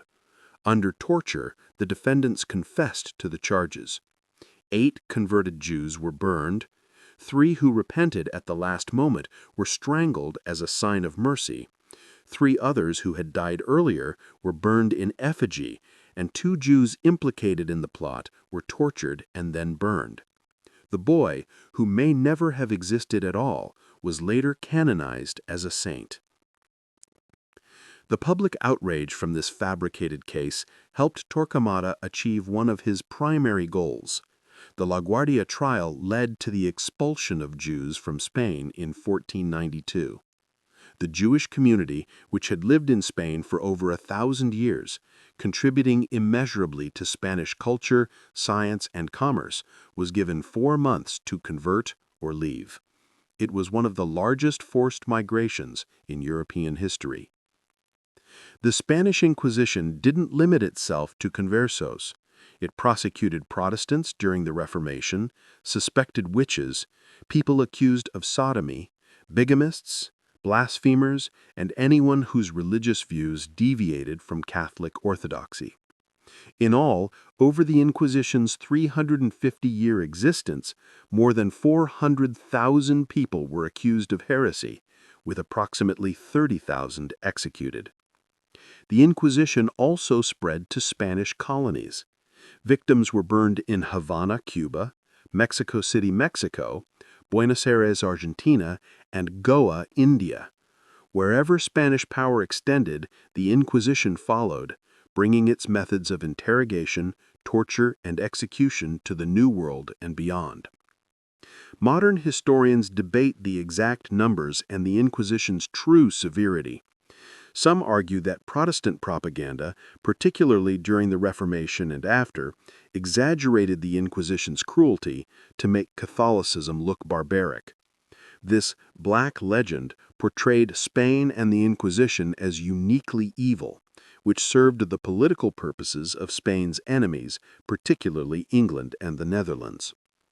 Recent scholarship, particularly after the Vatican opened its archives, suggests that church tribunals executed about 1% of the 125,000 people tried as suspect heretics in Spain, and that torture sessions were supposed to last only 15 minutes with a doctor present. Some historians argue that the Inquisition was actually fairer and more restrained than secular courts of the same period. But even if we accept the most conservative numbers, the Spanish Inquisition still imprisoned, tortured, and executed thousands of people for their religious beliefs. It created a climate of fear that lasted for centuries. It drove Jews and Muslims from Spain, impoverishing the country culturally and economically, and it established precedents for religious persecution that would influence later atrocities. The Inquisition was finally abolished in Spain in 1834, but its memory persists. When Torquemada's tomb was ransacked in 1832, just 2 years before the Inquisition's official end, his bones were allegedly stolen and ritually incinerated in the same manner as an auto da fe. Even in death, Torquemada couldn't escape the hatred he had generated during life. The Spanish Inquisition targeted heretics who had deviated from Catholic doctrine, people who had at least theoretically chosen their beliefs. Witch trials were different. They targeted people accused of supernatural crimes, of making pacts with the devil, of causing harm through magic. And, most terrifyingly, the vast majority were completely innocent, ordinary people caught in waves of hysteria that swept across Europe and eventually reached the American colonies. The period of intense witch hunting in Europe ran roughly from the 1400s through the 1700s, with the peak occurring between 1580 and 1630. Estimates suggest that between 40,000 and 60,000 people were executed for witchcraft across Europe during this period. Though some historians put the number higher, women made up about 75 to 80% of victims, though men, children, and even the elderly were not immune from accusation. The methods used to identify and convict witches combined elements of judicial process with pure superstition. One of the most notorious was swimming the witch, also known as the water test or water ordeal. Accused witches were dragged to the nearest body of water, stripped to their undergarments, bound, and then tossed in to see if they would sink or float. Since witches were believed to have spurned the sacrament of baptism, it was thought that the water would reject their bodies and prevent them from submerging. The logic was twisted, but internally consistent within the worldview of the time. An innocent person would sink like a stone, but a witch would simply bob on the surface. The victim typically had a rope tied around their waists so they could be pulled from the water if they sank, but it wasn't unusual for accidental drowning deaths to occur. You were faced with an impossible choice: float and be executed as a witch, or sink and possibly drown trying to prove your innocence. The swimming test was used from time to time in some European countries, though it was never normal, and in Scotland it was recorded only once, in 1597. But where it was used, it had devastating effects. In 1710, the swimming test was used as evidence against a Hungarian woman named Dorko Boda, who was later beaten and burned at the stake as a witch. Another barbaric practice was pricking for the devil's mark. The belief was that when a witch made a pact with Satan, he would touch them, leaving a mark on their body. This mark supposedly wouldn't bleed when pierced and wouldn't cause pain. Examiners used specially designed needles to repeatedly stab and prick at the accused person's flesh until they discovered a spot that produced the desired results. Professional prickers emerged, well-paid specialists who would examine accused witches. In England and Scotland, many of these prickering were actually con men who used dulled needle points to identify fake witches' marks. With a retractable or blunt needle, they could prick someone without drawing blood, then declare they'd found the devil's mark. It was fraud masquerading as divine revelation. In Scotland, most prickers seem to have believed in the genuineness of their own powers, though there was a notorious fraudulent episode in Peebles in 1649-50 in which the pricker George Cathy colluded with the accused witch Janet Counts to get her to name other suspects whom he would then prick. Several dozen executions occurred before the fraud was detected. The process of being pricked was humiliating beyond the physical pain. It was coercive and humiliating for a person, especially a woman, to be stripped naked in the presence of a group of men. The examination itself became a form of torture, breaking down the accused person's resistance before formal interrogation even began. The most common form of torture used in witch trials was sleep deprivation. This was considered particularly effective and was usually conducted by local authorities. Suspects would be kept awake for days, walking them constantly, prodding them when they tried to rest, until exhaustion and desperation made them willing to confess to anything. Other tests bordered on the absurd. Suspected witches were made to recite the Lord's Prayer without making any mistakes. Medieval wisdom held that witches were incapable of speaking scripture aloud, so accused sorcerers were made to recite selections from the Bible, usually the Lord's Prayer, without making mistakes or omissions. Any errors were viewed as proof that the speaker was in league with the devil. If you were illiterate, nervous, or simply stumbled over a word under pressure, you could be condemned. The scale of some witch hunts was staggering. The Würzburg witch trials, conducted from 1626 to 1631 under Prince Bishop Philip Adolf von Ehrenberg, led to the execution of approximately 900 individuals. Victims spanned all social classes, including nobles, councilmen, and even children, as young as 7. The Bamberg witch trials from 1626 to 1631 resulted in about 900 people being burnt at the stake out of 1,000 convicted. This was one witch hunt that did not discriminate. People of all ages, genders, and classes were killed. There were so many victims that a special building, the Witch House, was built in 1627. Torture methods used included thumbscrews, leg vices, and strappado. The Bamberg trials show how witch hunts could spiral out of control. It all began in 1626 when people petitioned the local authorities asking why witches and wizards had sent frosts to destroy their crops. One woman was arrested and confessed to causing the frost. Under torture, she named accomplices. Those accomplices, under torture, named more people. The cycle fed on itself, growing exponentially.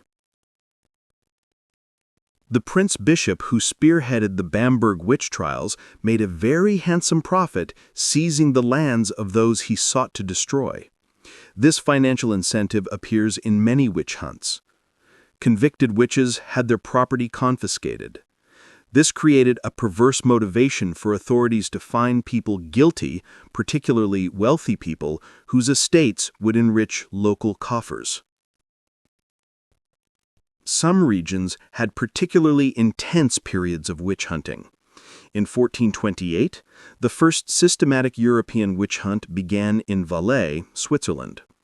This witch hunt lasted 8 years and resulted in the deaths of 367 people. Even royal families got involved. In 1590, the North Berwick witch trials occurred in Scotland and were of particular note as King James VI became involved himself. James had developed a fear that witches planned to kill him after he suffered from storms while traveling to Denmark.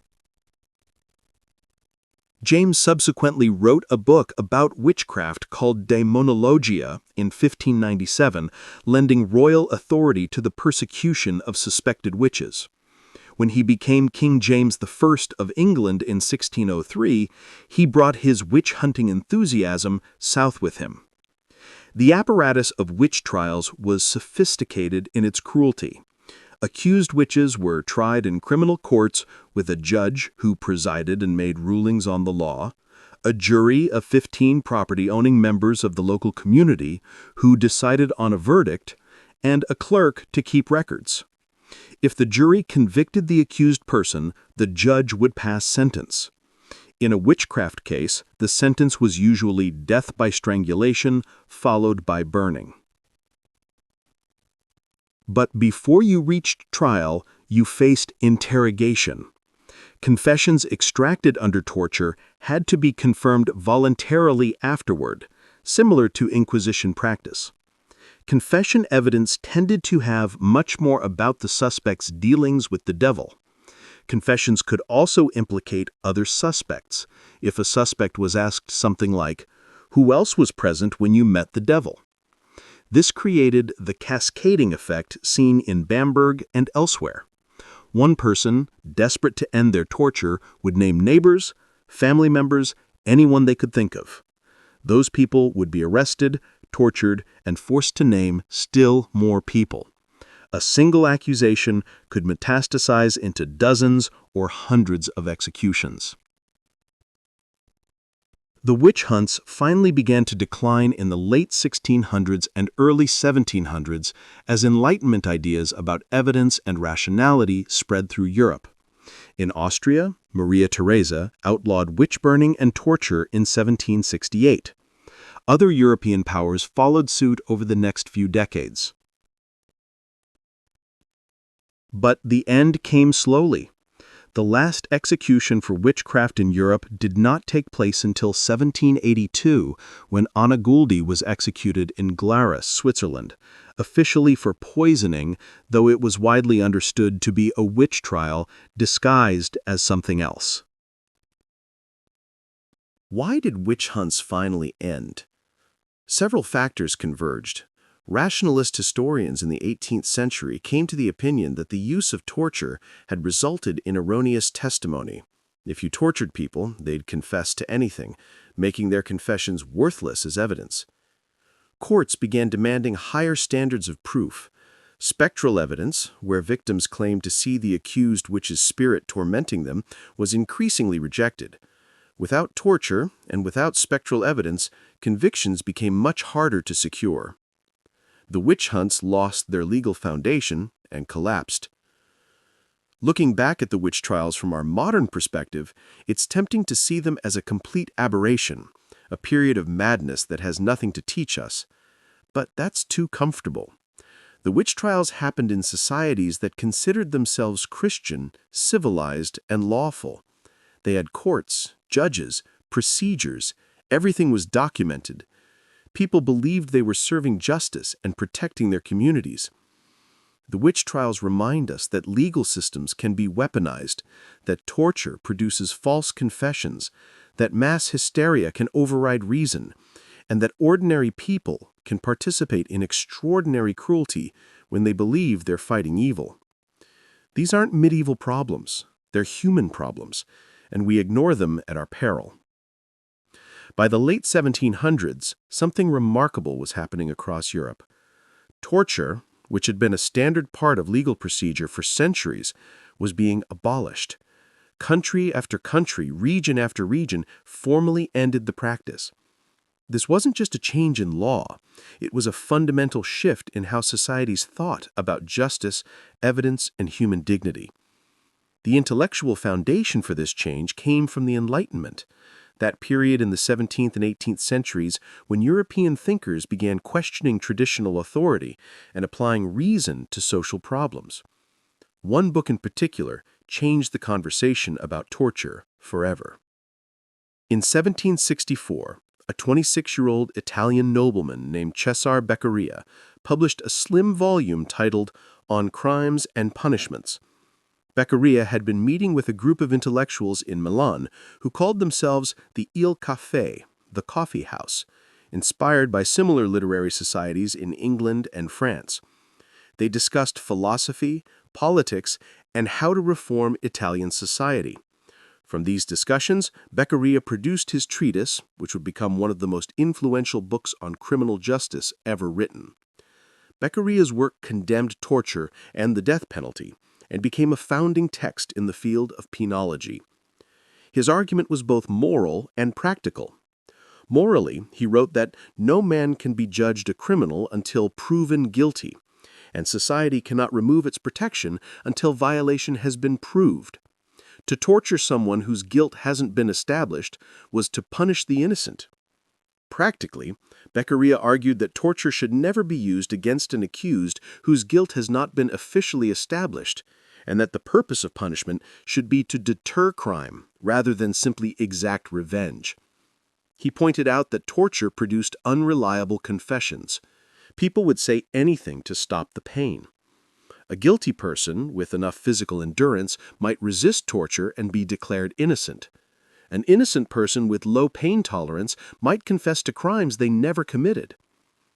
Beccaria described the death penalty as the war of a nation against a citizen, and argued that it was absurd that laws which detest and punish homicide would themselves commit murder through public execution. The book was revolutionary in its humanism and its faith that reason and evidence could replace brutality in the pursuit of justice. The response was immediate. The book was translated into French within a year, then English, then German. Voltaire, the famous French philosopher, wrote a commentary praising Beccaria's work. Catherine II of Russia was influenced by its principles. Thomas Jefferson copied passages from Beccaria into his commonplace book. The ideas spread through the intellectual circles of Europe and across the Atlantic to the American colonies. Beccaria's reforms led to the abolition of the death penalty in the Grand Duchy of Tuscany, the first state in the world to take this measure. Other regions followed. Frederick the Great of Prussia, influenced by Enlightenment thought, abolished torture in 1740, though the practice continued in some German states for decades afterward. Austria, under Maria Theresa and her son Joseph II, implemented sweeping legal reforms.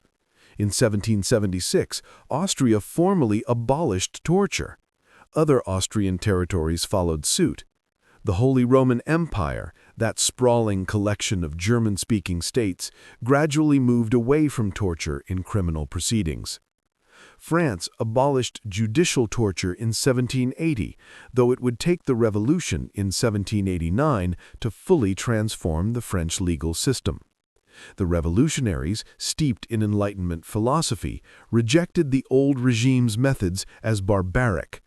Ironically, they then instituted the guillotine, which they saw as more humane than previous execution methods, though still execution. England had ended torture earlier, in 1640, though the practice had declined long before the formal abolition.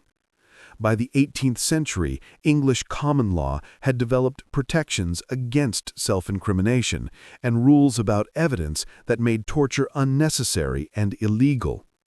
But the end of legal torture didn't mean the end of torture itself. It simply moved from sanctioned to prohibited, from public to hidden. Colonial powers used torture in their overseas possessions well into the 20th century. Authoritarian regimes made torture a tool of political repression. Even democracies, facing what they perceived as existential threats, resorted to torture, usually with euphemistic names like enhanced interrogation. The 20th century saw some of the worst torture in human history. The Holocaust, Stalin's gulags, Mao's Cultural Revolution, the Khmer Rouge, military dictatorships in Latin America and Africa all employed systematic torture on scales that would have horrified even Torquemada. Modern technology made torture more efficient and more devastating. Electricity, drugs, psychological manipulation, these expanded the torturer's toolkit beyond anything the medieval period could have imagined. In response, the international community attempted to ban torture absolutely. The Geneva Conventions of 1949 prohibited torture of prisoners of war. The Universal Declaration of Human Rights in 1948 stated that no one shall be subjected to torture or to cruel, inhuman, or degrading treatment or punishment. The United Nations Convention Against Torture, adopted in 1984, made torture illegal under international law with no exceptions permitted. Yet torture persists. Amnesty International and other human rights organizations document its continued use in countries around the world. The debate after September 11, 2001, about enhanced interrogation techniques showed that even democratic nations with strong human rights traditions can be tempted to use torture when they feel threatened. The torture at Abu Ghraib prison in Iraq, at Guantanamo Bay, and in CIA black sites demonstrated that the question of torture remains relevant and contested. So here we are, more than 2 centuries after Beccaria, in an age where torture is internationally illegal and universally condemned, at least officially. Yet we remain fascinated by torture devices. We visit torture museums. We watch movies featuring torture scenes. We create video games where characters can be tortured for information. We've even turned medieval torture into entertainment. Why? What is it about these devices, these methods, this history that we can't stop thinking about? Part of the answer is simple: human curiosity about extremes. We want to know what we're capable of, both in terms of inflicting pain and enduring it. Torture represents the outer edge of human cruelty, and edges fascinate us. They mark boundaries we hope never to cross, but can't help peering across. There's also the relief factor. Looking at a rack or an Iron Maiden, knowing we'll never face such horrors, makes us feel fortunate. It puts our own problems in perspective. That traffic ticket, that difficult boss, that argument with a spouse, none of it compares to being stretched on a rack or burned at the stake. Historical torture makes modern life look pretty good by comparison. But there's something darker at work, too. Torture devices let us externalize and examine our capacity for cruelty without having to acknowledge it in ourselves. We can look at a thumbscrew and think, those people in the past were barbaric. Thank goodness we've evolved. We use historical torture as proof that we're better, more civilized, more humane than our ancestors. Except we're not really. We're the same species. We have the same brains, the same capacity for rationalization, the same ability to convince ourselves that cruelty is justified when it serves a purpose we believe in. The people who built racks and operated the Inquisition weren't monsters. They were humans who believed they were serving justice, protecting their communities, saving souls. They had families. They went to church. They loved their children. And they tortured people. That's the uncomfortable truth that torture museums and movies let us avoid. We want to believe that torture is something other people do, people from the past, people from barbaric cultures, bad people.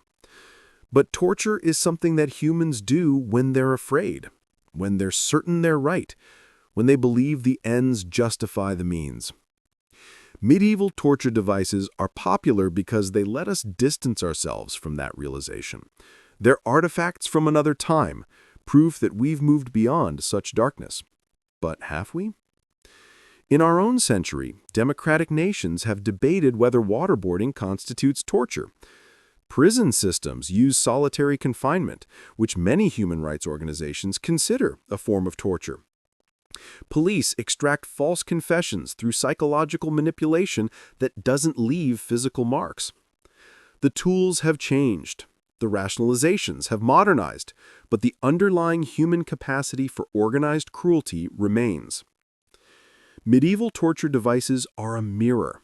When we look at a breaking wheel or a Judas cradle, we should see not just the past, but a possibility that exists in every era, including our own. We should see what happens when fear overrides compassion, when certainty replaces doubt, when the need for control trumps respect for human dignity. The torture museums we visit, the movies we watch, the articles we read, they're all ways of engaging with that darkness at a safe remove. We can experience the horror vicariously, satisfying our curiosity while maintaining our distance. We can say, "How terrible," and "never again," and then leave the museum and go have lunch, secure in our belief that such things belong to the past. But they don't. Torture is a human problem, not a historical one. Every time we encounter the history of torture, we should ask ourselves not just, how could they, but how could we? What circumstances would make us, our society, our nation, resort to torture? What beliefs would we need to hold? What fears would we need to feel? What certainties would we need to embrace? The answer is probably less extreme than we'd like to believe. Medieval torture teaches us that ordinary people, in ordinary societies, can commit extraordinary cruelties when they believe they have good reasons. The distance between civilization and barbarism is shorter than we think. The gap between justice and torture can be crossed with surprising ease when the right combination of fear, power, and certainty comes together. As we come to the end of this journey through the darkest corners of human ingenuity, what have we learned? We've learned that many famous torture devices never existed, at least not in the way we think they did. The Iron Maiden, the Pair of Anguish, these are largely Victorian fantasies, created to thrill museum visitors and reinforce the idea that the past was barbaric. But we've also learned that the devices that did exist, the rack, the breaking wheel, the thumbscrew, the scavenger's daughter, were terrible enough without embellishment. We've learned that torture was systematized, legalized, and conducted according to careful procedures by people who believed they were serving justice. We've learned that the Inquisition, particularly the Spanish Inquisition, created a machinery of persecution that lasted centuries and destroyed tens of thousands of lives. We've learned that witch hunts, driven by superstition and amplified by torture, killed tens of thousands more, mostly innocent people whose only crime was being accused. We've learned that the end of legal torture came not from a sudden outbreak of compassion, but from a slow intellectual revolution that convinced people that torture was ineffective, unjust, and beneath the dignity of civilized nations. We've learned that this revolution was never complete, that torture continues to this day, in different forms, under different names, justified by different threats. And we've learned that our fascination with torture, our desire to visit the museums and read the histories, comes from a complex mix of curiosity, relief, and a deep-seated need to believe that we're different, better, more evolved than the people who built these terrible machines. The truth is more complicated. We're not that different. The same fears that drove medieval torture, fear of chaos, fear of the other, fear of losing control, still drive human behavior today. The same certainties that justified the Inquisition, religious certainty, political certainty, moral certainty, still lead people to commit terrible acts. The same dehumanization that made it possible to stretch someone on a rack or burn them at the stake still makes it possible to torture prisoners in modern facilities. The lesson of medieval torture devices isn't that we've come so far. It's that we have to remain vigilant, that we have to constantly question authority, that we have to resist certainty, especially when that certainty tells us that cruelty is justified. Every torture chamber began with someone saying, "This is necessary. This serves a greater good. These people deserve it." Every atrocity in history started with similar reasoning.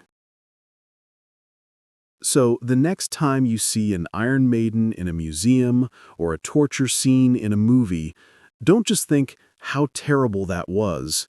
Think how terrible that could be. Think about what it took to build these devices, to operate them, to watch them in use and call it justice. Think about the human capacity for rationalization, for cruelty, for organized violence in service of abstract goals. And then think about your own life, your own society, your own time. Where do you see that same capacity emerging? Where do you see fear overriding compassion? Where do you see certainty silencing doubt? Where do you see ends justifying means? Medieval torture devices are not just history, they're a warning. They show us what happens when societies give in to their worst impulses, when they prioritize control over freedom, certainty over justice, and fear over humanity. They show us how easily the architecture of cruelty can be constructed, one device, one law, one rationalization at a time. The real horror of medieval torture isn't just what happened in those chambers. It's how normal it seemed to the people who built and used them. It's how ordinary citizens could walk past the burning place and go about their daily business. It's how good people, pious people, intelligent people could participate in systematic cruelty and sleep soundly at night. That's the lesson we need to remember. Not that the past was uniquely dark, but that darkness is always possible. Not that we've evolved beyond torture, but that every generation has to choose, again and again, to reject it. Not that we're better than our ancestors, but that we have the same choices they faced, the same temptations, the same capacity for both compassion and cruelty. Medieval torture devices remind us that civilization is fragile, that barbarism is always lurking beneath the surface, waiting for fear and certainty to give it permission to emerge. They remind us that the price of humanity is eternal vigilance, that we can never become so comfortable, so secure, so certain that we forget what we're capable of. So remember the rack, remember the breaking wheel, remember the Inquisition and the witch trials. Remember that all of it was done by people who thought they were right, who believed they were serving justice, who convinced themselves that the pain they inflicted was necessary and justified. And then make sure you never forget that you, given the right circumstances, the right fears, the right certainties, could convince yourself of exactly the same thing. That's not pessimism. That's realism. That's the most important lesson history can teach us. If this deep dive into the dark side of history helped you understand something about the human condition, about the past, or about ourselves, take a second to like this video and subscribe to the channel. Share it with someone who's fascinated by history or who needs a reminder of what we're capable of when we stop questioning ourselves. Drop a comment and tell me, what surprised you most about the reality of medieval torture? What other dark corners of history would you like to explore? And where are you listening from as you drift off to sleep tonight, grateful that you don't have to worry about inquisitors or witch hunters knocking on your door? Thanks for joining me on this journey through some of history's darkest moments. Sleep well, and remember, the distance between civilization and barbarism is a lot shorter than we'd like to believe. The best defense against crossing that line is to never forget where it is. Good night.